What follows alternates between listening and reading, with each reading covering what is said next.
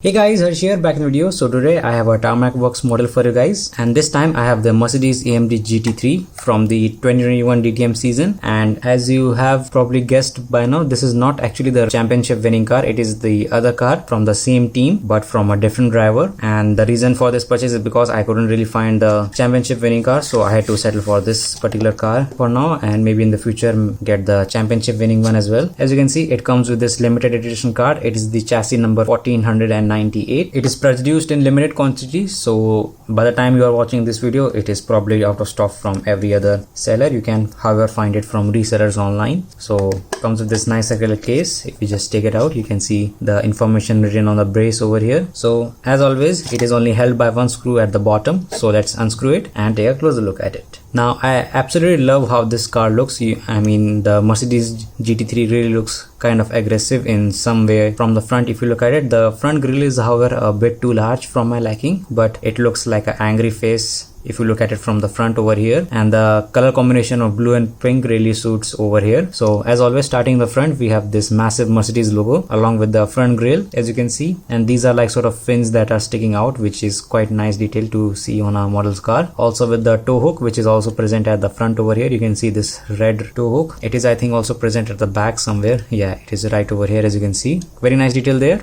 And moving to the headlights, you can see they are plastic inserts with a little shape inside them that mimics the actual headlight structure which is in the actual car, which is always nice to see. You can see on the sides there we have the Michelin tire logo along with the GruppeM racing logo on the top, which is quite nicely and clearly printed onto the car body itself. Now moving to the sides, you can see we have these highly detailed wheels over here with the disc brake being stationary inside them. This is the sort of thing that you will only see in Tarmac work, or I should say more expensive models. The Mini GT, I think, being the most expensive model maker without stationary disc brakes, but I guess that's quite okay because of their price range. But nonetheless, it looks quite good. The black tire rims on a bright car body looks very well, and also the Michelin logo there, as you can see. It is quite nicely printed on the tire wall as well. On the top we have some sort of vents going on for cooling the tires down, but they are not actual vents. They are just painted black impressions on the car body itself. We do get this small vent over here which somewhat create a downforce at the front axle, but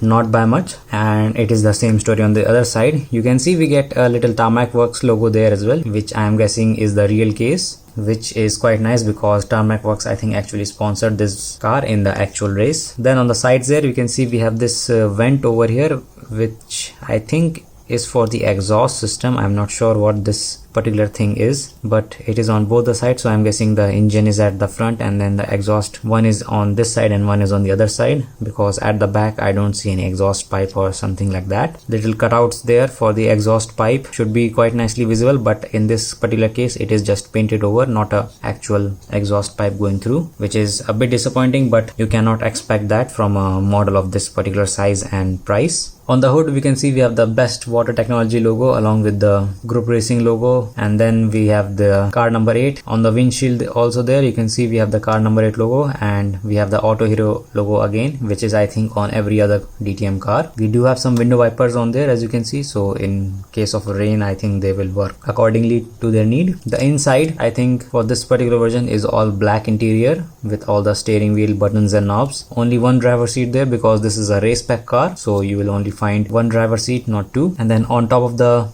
door you can see we have the name of the driver and the country flag from which he races, so I'm guessing this time it's, I think, Spain from where the driver is. And then we have this hatch over here which is an escape hatch, I think, but I'm not sure. And then on the sides there you can see we have the fuel port as well, but I don't think in DTM they allow refueling for cars in mid-race. The back wheels are same as the front one. They have the exact same amount of detail. The thickness, I think, is also the same for this particular case. These are slick tires, so no treads on them, sadly, but that is the real case as well on the real car. If we move further back, we can see we have the Auto Hero logo again with the car number 8, and then we have the Tarmac Works logo again on both the sides. And then underneath that we have this sort of like a warning sticker. I'm not sure what it is, so let me just try to zoom it in. Yeah, I cannot actually make out what that particular thing is, so I will just leave it up to you guys to figure out what that is. And then from here we can move to the back side of the car, and here you can see we have the brake lights in red plastic insert, which is quite nice, although they won't be used, I think, unless and until they race at night. And then we have this massive spoiler over here It is quite sturdy however, but I wouldn't trust these tiny little mounts at all for this large spoiler, so I will advise you not to go anywhere near this area to prevent it from accidentally breaking. And then as you can see, we have some ducts over here, which I am guessing is for the cooling of the rear tires, but I may be completely wrong, or maybe it's this duct over here which cools the tire down and then exits out from this particular vent over here that you see on both the sides there. It is absolutely massive, and maybe I think there is a radiator inside it as well, or whatever that is, I'm not sure. Usually the radiator is at the front, but for some extra cooling I think they have put some at the back as well. And one thing I missed on the top is the antenna over here. So this is just, I think, a simple fiber or a plastic antenna that is stuck on top, and it is actually quite loose, so you can see how easily it can be bent towards any of the sides. So I don't know if it's broken or if it is just like this, but I will need some super glue to put it in its place, because if you lose it, then I don't think you will find a replacement for it. And then finally at the back you can see we have this giant diffuser with 8 fins in total, which gives it a very nice aggressive look, as I have always said. So all in all, I think this is a very nice model to have if you are a DTM fan or a in general racing fan, because this particular race livery is also quite nice and quite rare now. So there it is guys, the Mercedes AMG GT3 from the 2021 DTM season. So thanks for watching the video guys, hopefully you enjoyed it, and if you have any doubts, suggestion, comments, you can obviously comment down below. I will try to respond to them as soon as possible. So until then, I will catch you all in the next one.